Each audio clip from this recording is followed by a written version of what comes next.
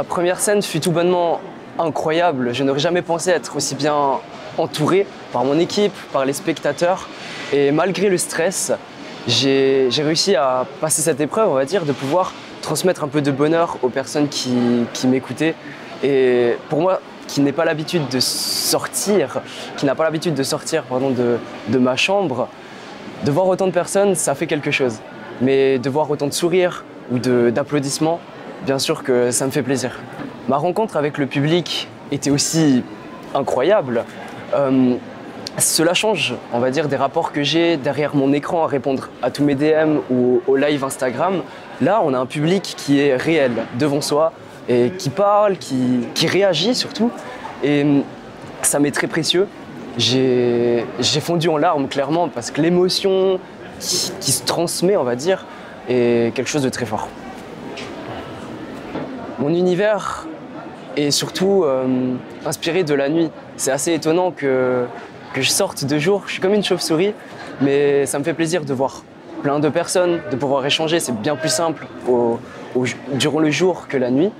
Et sinon, je suis un peu discret, ça ne se voit peut-être pas actuellement parce que je suis vraiment stressé.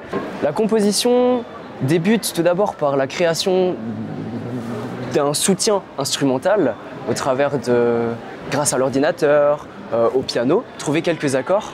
Ensuite, on essaye d'y poser quelques mélodies, ce qu'on appelle top line.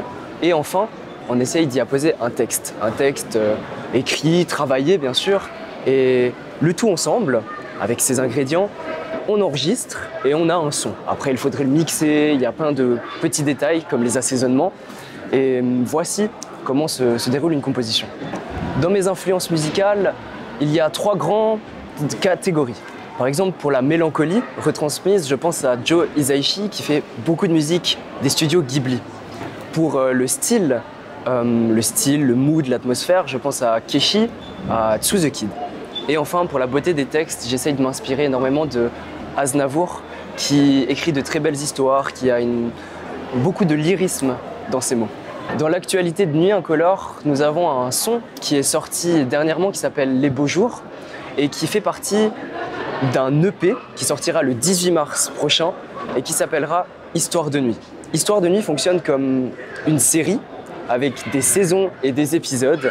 Et les 2 premiers épisodes sont sortis à la façon d'un manga, d'une saison animée.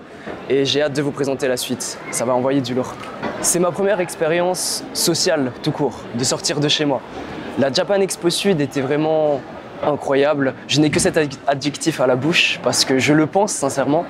Et s'il faudrait revenir pour aider, être dans l'intendance ou simplement performer à nouveau, avec plaisir que je reviendrai.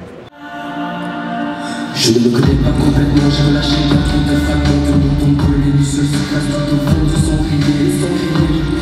Elle tâche à gauche.